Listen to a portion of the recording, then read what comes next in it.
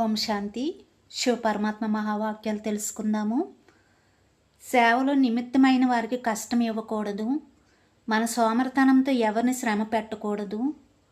మీ వస్తువులని మీరు సంభాళించుకోవడం ఇది కూడా జ్ఞానమని అంటున్నారు. మనసు శ్రమ చేస్తే అంటే బలహీన రచన చేస్తే దానిని మరలా తప్పక పాలన చేయవలసి ఉంటుంది.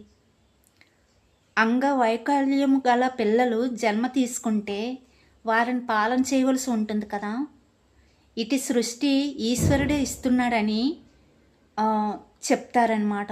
అలాగే మీరు మనసును పాడు చేసుకొని వ్యర్థ రచన చేసుకొని మరల బాబాను అడుక్కుంటున్నారు అని బాబా అంటున్నారు.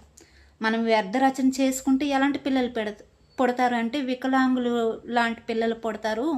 అప్పుడు వాళ్ళని పాలన చేసేసరికి చాలా కష్టపడిపోతారు, చాలా దుఃఖాన్ని అనుభవిస్తారు. అలాంటి రచనని